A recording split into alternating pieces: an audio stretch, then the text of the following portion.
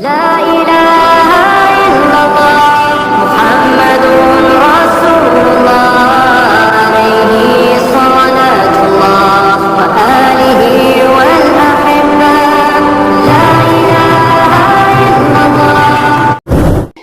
Beliau Abu Nu'aim Al-Asfahani menulis kitab yang berjudul Hilyatul Auliya, di mana beliau mengkisahkan yaitu seorang ulama besar, Syekh Ibrahim bin Adham, di mana beliau menjelaskan 10 sebab doa tidak terkabul dan tidak dikabulkan oleh Allah Subhanahu wa taala.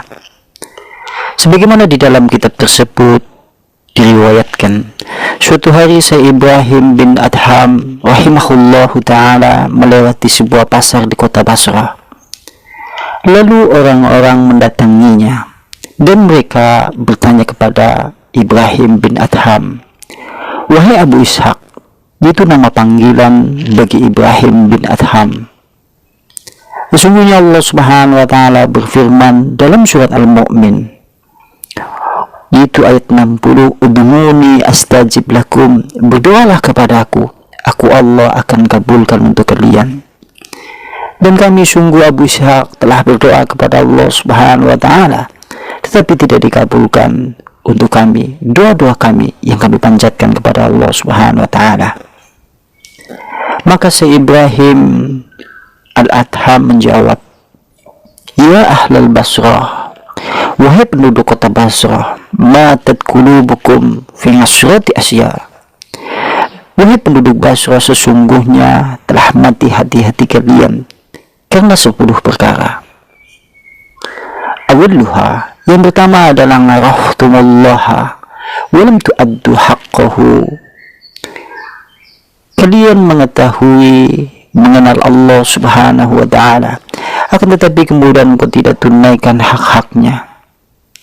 Wasani, yang kedua adalah qara'tumu kitab Allah walam ta'amalu bihi. Kalian membaca kitab Allah, kalian membaca Al-Quran, akan tetapi kemudian kalian tidak mengamalkan dari kitab tersebut, yaitu dari Al-Quran. Wasalisu, yang ketiga adalah ada ngaitum hubba Rasulullah sallallahu alaihi wa ala alihi wasallam wa taraktum sunnatahu. Kalian mengaku itu mencintai Rasulullah sallallahu alaihi wa ala alihi wasallam, akan tetapi kalian tinggalkan sunnah-sunnahnya. Kalian mengaku cinta kepada Rasulullah, akan tetapi kalian justru meninggalkan sunnah-sunnah Rasulullah sallallahu alaihi wa alihi wasallam. Lalu bingung. Kemudian yang nomor 4, adangaitum ngadawat syaitani wa wafaqtumuhu. Kalian mengaku memusuhi syaitan, kalian beranggapan, kalian berazam untuk senantiasa memusuhi syaitan, akan tetapi kalian justru mengikuti langkah-langkah syaitan di dalam berbuat maksiat, di dalam berbuat keingkaran, dan di dalam berbuat kedurhakaan kepada Allah Subhanahu wa ta'ala. Wal khamis, kemudian yang nomor 5, kuntum nuhibba jannata walam ta'malu laha. Kalian berkata, kami mencintai surga. Kalian mengatakan kami mencintai surga, walam ta'malu laha, akan tapi kalian tidak berbuat, tidak beramal untuk mendapatkan surga. Wasyaddisu, kemudian yang nomor 6, kultun, kalian berkata, nakhafu an-nar, kami takut kepada neraka. Warahantum anfusakum biha, akan tetapi justru kalian menggadaikan jiwa-jiwa kalian. Kalian mengatakan takut kepada neraka, akan tetapi diri kalian engkau gadaikan untuk sementara mendapatkan neraka, untuk masuk ke dalam neraka karena berbuat banyak perbuatan yang melanggar syariat Allah Subhanahu wa ta'ala. Kemudian yang nomor 7, qultum innal mauta haqqun walam tastangidu lahu. Kalian berkata bahwasannya sesungguhnya kematian itu adalah sesuatu yang hak, walam tastangidu lahu, akan tetapi kalian tidak bersiap-siap untuk menjemput kedatangannya. Kalian tidak bersiap-siap untuk mempersiapkan datangnya kematian, Bukankah sesungguhnya kematian pasti tiba bagi setiap manusia yang hidup di dalam permukaan dunia? Wasaminu, kemudian yang nomor 8, istakhaltum binguyubi ihwanikum wa nabattum muyubakum. Kalian disibukkan, kalian sibuk untuk mencari aib-aib saudara-saudara kalian, sementara kalian mengabaikan, sementara kalian melupakan aib-aib pada diri kalian. Kemudian wal tasi'u yang nomor 9, akaltum ni'mata rabbikum walam tashkuruha.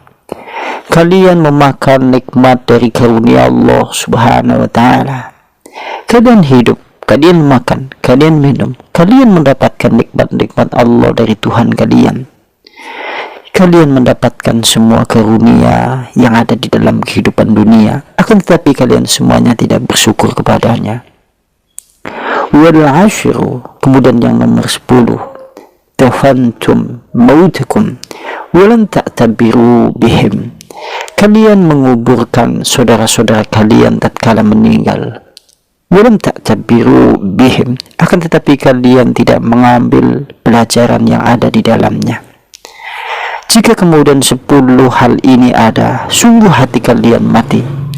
Lantas bagaimana kemudian Allah akan mengabulkan doa-doa kalian jika kemudian hati kalian mati di dalam hidup? Oleh karena itulah Allah Subhanahu wa ta'ala berfirman di dalam surat Al-Baqarah ayat 186, wa idza sa'alaka 'ibadi 'anni fa inni qarib ujibu da'watad da'i idza da'ani falyastajibu li wal yu'minu bi la'allahum yarshudun. Dan apabila telah bertanya kepadamu Muhammad, yaitu hambaku, tentang diriku, fa inni, maka sesungguhnya aku Allah Subhanahu wa ta'ala yaitu sangat dekat kepada hambaku. Ujibu da'watad da'i idza da'ani, aku Allah akan mengabulkan permintaan orang yang senantiasa berdoa apabila ia berdoa kepadaku. Maka hendaklah mereka menyambut seruanku, maka hendaklah mereka senantiasa beriman kepadaku, agar mereka senantiasa mendapatkan petunjuk.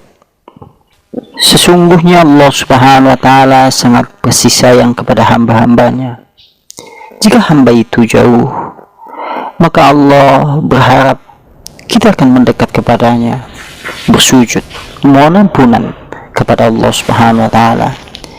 Jika hamba itu masih bergelimang dosa, Allah pun menyediakan ampunan yang lebih luas daripada dosa-dosa yang ia lakukan. Kalau seandainya hamba itu enggan untuk bertobat kepada Allah, Allah pun senantiasa menunggunya sampai batas waktu yang telah ditentukan. Jangan sampai kita menjadi hamba-hamba Allah yang senantiasa mengikuti hawa nafsu di dalam berbuat maksiat dan kedurhakaan kepadanya, tetapi kemudian memiliki harapan yang panjang, harapan yang banyak, tetapi harapan itu adalah harapan yang kosong. Sebagaimana disebutkan dalam hadis Rasulullah sallallahu alaihi wasallam, riwayat dari Abu Ya'la Sadad bin Aus radhiyallahu anhu, bahwasanya dia mendengar Nabi Muhammad sallallahu alaihi wasallam bersabda, al-kayyisu man dana nafsahu wa amila lima ba'dal mauti. Orang yang pandai adalah orang yang mampu mengendalikan dirinya dan beramal untuk kehidupannya setelah mati. Wal ajizu man ittaba'a nafsahu hawaha wa tamana 'ala Allahi al-amaniyah. Orang yang lemah adalah orang yang senantiasa mengikuti hawa nafsunya, senantiasa berbuat maksiat kepada Allah, senantiasa berbuat durhaka kepada Allah, dan dia berharap kepada Allah dengan harapan-harapan yang kosong dan memiliki angan-angan seolah-olah kemudian ia menghendaki masuk ke dalam surga. Ia menghendaki doanya senantiasa terkabul. Bersama dengan itu ia senantiasa mengikuti hawa nafsunya. Lantas bagaimana doanya akan dikabulkan oleh Allah Subhanahu wa ta'ala?